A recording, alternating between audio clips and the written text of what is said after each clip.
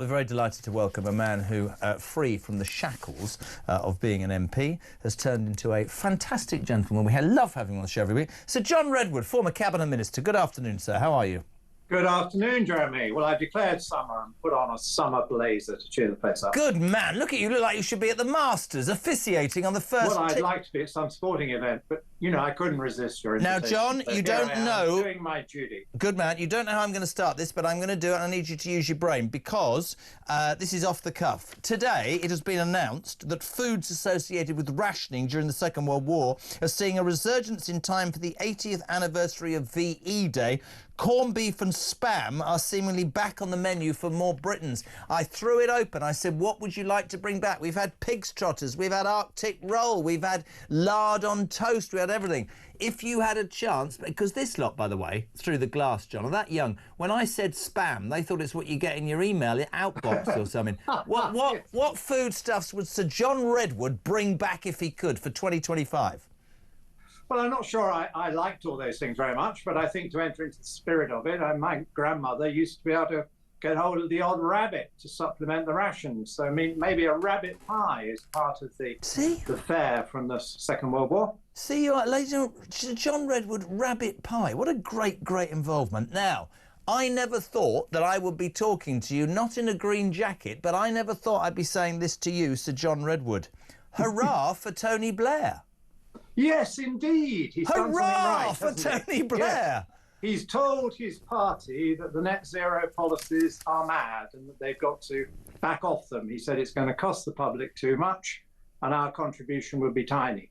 He could have gone one further and say what I always say, which is that all these bad policies the government are proposing increase world CO2 as well as upsetting most of us and costing us a fortune. It is fascinating. Sir Tony Blair this afternoon attacked Sir Keir Starmer's net zero plans, called for a radical reset, Sir John. The former PM said it was wrong that people were being asked to make financial sacrifices and changes in lifestyle when they know full well that their impact on global emissions is minimal. Now, we had this argument the whole time. Richard Tice was on, he calls it stupid net zero, but it is 1%. And whilst the rest of the world seemingly are changing their priorities because cost of living, all the stuff that's going on in the world about prioritising, still it seemed that the Labour Party was concentrating on this. Now, I don't know if you've been aware of this, but 2 hours after Sir Tone had his moment, Number 10 has responded to this. Have you heard the statement from Number 10? Maybe you have, maybe you haven't. I thought they were going to double down, weren't they? No. We will reach net zero in a way, say Number 10 in the last 20 minutes, that treads lightly on people's lives, not by telling them how to live or behave. Clearly, there's going to be a range of views, but ours is that this is an enormous economic opportunity. And as the PM has made clear, we are already seeing the benefit. The official also highlighted the economic opportunities in pushing forward towards renewables. Says our position remains unchanged. This is about the net zero sector growing 3 times faster than the economy as a whole. We're seizing opportunities to drive growth, lower bills and boost living standards. Now, take a breath, because Richard Tice, Matthew Torbett have both said, and are both different sides of the political spectrum, the same thing. They both believe that this is a very interesting moment, that Blair, the godfather of the Labour Party, has made this comment because it will give Keir Starmer in a few months, certainly in the summer, the freedom to move against Ed Miliband and move away and row back on this net zero madness, because he's suddenly woken up to the truth that no, a majority of people don't actually want this. They might be concerned, but that's not their priority. Your thoughts, Sir John Redwood? Well, I hope that's right. But I mean, the muddled recent statement is meaningless, because the government is actually saying it's going to carry on with policies that are going to cost a fortune for all of us. Heat pumps are not an affordable or sensible proposition. And the electric cars are still leading to this very heavy tax of £15,000 on every diesel and petrol car over a limited number that the public want to buy and the industry would like to sell. These are mad policies that are doing huge damage. And the idea that there are all these thousands of green jobs. Well, yes, there are hundreds of thousands of green jobs in China, but we're importing most of the things from China. They make the batteries, they make the solar panels, and we need capacity in Britain before we can say we're getting the green jobs here.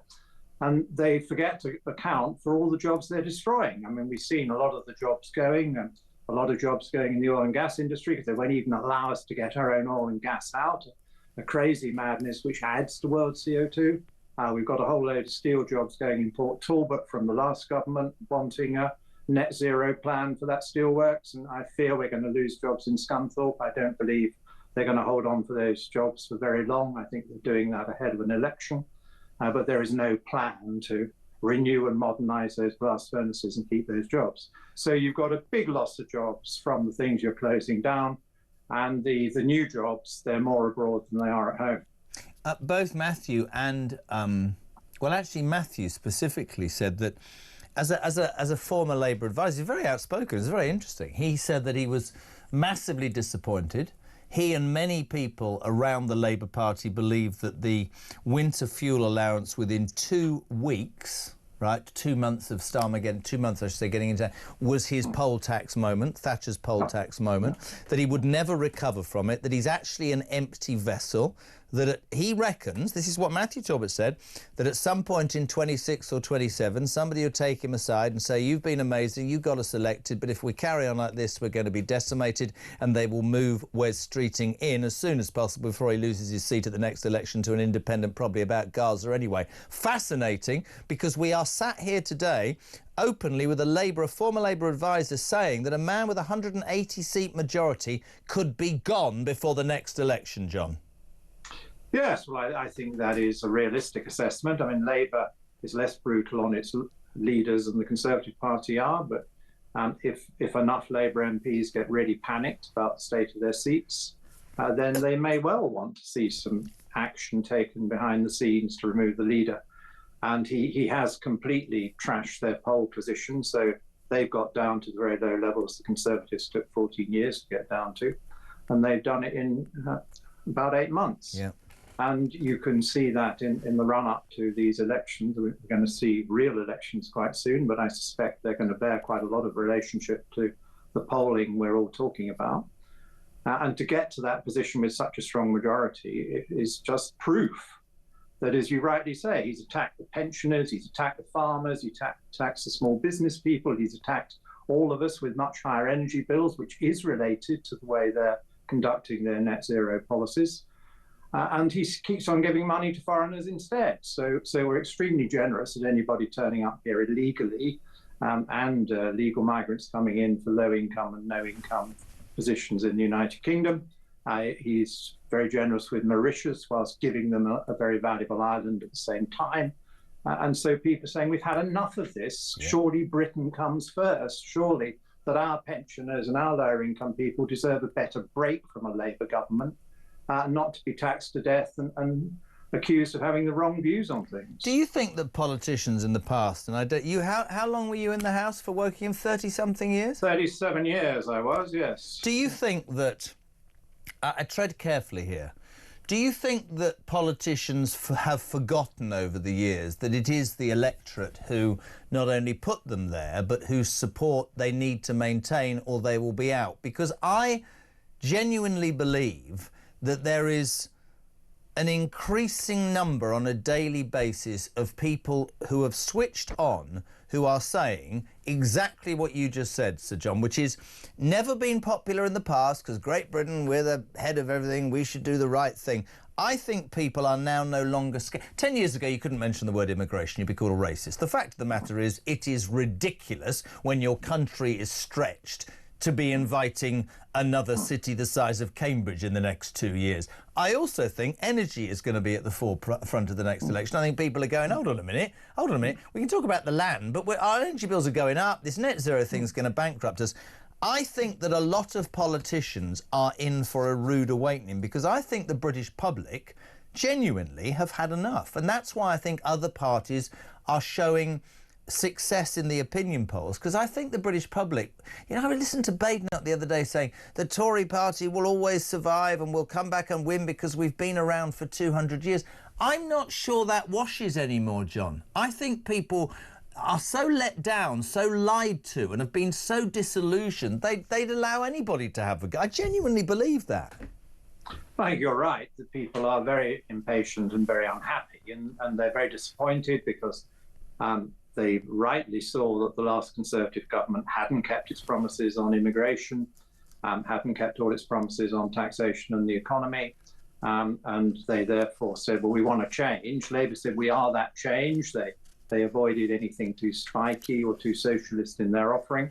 And then they get into office and they double down on the worst policies that the Conservatives were following that people wanted change, and invent worse ones of their own with higher taxes and attack on small business and enterprise and all the things we've been talking about. People didn't vote to double down on net zero and to be told their fuel bill had got to go up and they'd got to try and buy a very expensive electric car they didn't want and they can't afford. And they certainly didn't vote to rip their gas boiler out, which is working perfectly well, and try and find the money with a subsidy to put in a heat pump. And they're fed up with being lectured on all that kind of thing. They say to the government, do what you were promising at the high level. Give us growth, give us prosperity, give us better paid jobs, better training, more opportunity. I think people are desperate to be allowed to lead their own lives and to have government help on the way to success rather than government hindrance. Yeah. Tax us out of existence, regulate us to death, get in our way, annoy us with giving priorities to people abroad and not to people at home. So, yes, I think it's easy for MPs to get into the wrong position because it's very clubbable at Westminster, and they'll be told, the Labour MPs by their wits, you know, you've got to hang together and it will come right and you mustn't be disloyal to your leader. And this is broadly what we said in the manifesto, although in many cases it isn't. And many people think they should be loyal because they'll be told, well, if Labour is more divided and you have more MPs on your programme saying Labour's rubbish from the Labour side, then they think it will get worse. But some of the Labour MPs need to be brave enough to get change while they still can. That was what the Tories failed to do, although there were attempts by various people to get changes through changes of leadership, but it never worked. And so Labour can see what happens when you don't get the right change and you don't have the right people. He said, Matthew Talbot, that what will happen is that Ed Miliband will be pensioned off this summer because he believes that Starmer will use the Blair intervention to row back on the net zero madness because, as I repeat, we can hardly afford even the interest on the money we owe, let alone billions more for some crazy dream that's a percentage of the world's emissions when the rest of the world are doing important things like stopping the migrant. Donald Trump, somebody gave me a figure the other day, by the way, 383,000 in 3 months, January, February, March last year. This 3 months under Trump, love him or loathe him, 8,300. Do the maths. It's simple. Yeah. It's simple. So, minus 95% is the figure they're quoting. Wouldn't we love to have that? Oh, can you imagine? I mean, can you imagine having that? But the thing, to hear this guy saying that Keir Starmer destroyed the left, got them elected, at that point they've realised, or they always knew, he describes him as an empty vessel, lacking conviction, a loyally organised man, but nobody who genuinely believes in his heart and his soul about something, is prepared to put his neck on the line and say, do you know what, it's not about my career, this is what I believe in, vote for me or don't. And actually, we've been saying that for months. That's obvious. And I don't know whether he got in simply because the British public were fed up with the Tories. I think that's the case. I don't think he'd have stood a cat in hell's chance if the Tories hadn't messed up so badly. But it seems, if you listen to certain people, that there are already increasing murmurs against him. And this sort of Blair intervention today could be very, very seminal, couldn't it? Yes, it could indeed. And remember that Labour only got 34% of the popular vote, an extremely low figure that an opposition party normally gets rather than the winning party gets. So he started from a very unpopular position, and I and others were in a friendly way saying, well done, you've won, but do remember 2/3 of the public don't want you there from your starting date, which is much more than usual. And so reach out, understand that we have problems and issues that you need to take seriously as well. And he didn't. He did the opposite. He allowed the left to declare war on anybody with money. So we've had a flight of 10,800 millionaires from the country. They didn't seem to understand that the rich had been paying the bulk of the income and capital taxes, as you'd expect. And if you put them off too much, your tax revenues go down. So we've now got the problem. They want to spend more and they're getting less revenue. I mean, they didn't seem to understand that the top 1% of income tax earners pays 30% of the total income tax. Absolutely. It is a very progressive system. Of course. And you say, we know this, right? But are people astounded? This is pure... This is like a stereotypical Labour approach. We say it all the time on this station. You come in by promising the earth, your tent's full of all sorts of people, I'm going to give you... You get in... The union paymasters that put you there start their demands. You cave to a couple, and then the rest say, as they have over the... What am I reading here? Nurses, teachers and council issues, staff issues, strike threats to Rachel Reeves saying, if we don't get what everybody else is, we're going on strike. So then everybody goes on strike. In the past, when you were an MP, they'd print money. Inflation would go up, right? Everybody would be skint. The latest thing, of course, is to destroy public services and essentially at the basis of it all, and you just said it, they've only got one policy, which is tax the rich. I think the rich pay enough tax. Sorry if I'm going to say the wrong thing here. Of course the very rich should pay as much as possible. But the truth is, if those people go, you won't grow a business, you won't have investment, you won't have leadership, and you won't have finance, and that's disastrous. No, I want the rich to pay most of the tax. It's the obvious thing to do, but you have to set levels of tax and methods of taxing that they will accept, because they don't have to stay here, they don't have to pay here. They have good lawyers, good accountants, they can go and live somewhere else. And there is a very big exodus. In the 1970s, when I was a very young man, we had something called the brain drain with the Labour government. And even our pop stars and our footballers and whatnot were queuing up to go abroad to avoid the very penal 83% tax rate that they had. 83%, you get 17 pence in the pound. I remember that. And if you dare to have savings income, it was 98%. So it was communism, basically. And then they wondered why so much talent was leaving the country and why we're getting poorer. Now we've got a paler version of that going on now. The billionaires are queuing to get up and get out, and they've got places to go to anyway. They've got more than one home and more than one country they can go to. They can take their affairs somewhere else. They're going to Rome, they're going to Milan, they're going to Dubai, they're going to Portugal. Even those places on the continent are offering a better tax deal than the UK is. The UK has to understand it's in a very competitive market for talent and wealth, and you need a lot of talent and wealth to run a successful country. And if you're not competitive, then you get poorer. Completely fascinating, John. Always great to have you on. Just one final thing before you go, because this again, on the day that migrant crossings hit 10,000 so far this year, and our government has talked about smashing the gangs, Mrs. Balls, as I now call her because she winds me up something chronic, stood up today and said, sex offenders will be denied asylum rights in a new law. Could I respectfully suggest to the ex-father of the House, here's the thing. Why don't we actually stand up and say, people will be denied asylum rights if they're criminals or they can't bring anything to society or they haven't got any paperwork or they have got whatever. Why? So that again is just a clickbait line. Sex offenders, of course sex offenders. What about everybody else who's taking the mickey out of us? Yeah, and again, it's something just said, I would imagine, with the elections in mind, because they're losing votes to Reform and Conservatives. But of course, you also can ask the follow-up question, well, now you've identified some criminals that shouldn't be here, where are you going to send them? Have you actually solved the problem of taking them out of this country? They go on about how they deported more in the last few months than before, but they're all voluntary ones. They weren't the difficult ones. They haven't been able to deport the difficult ones.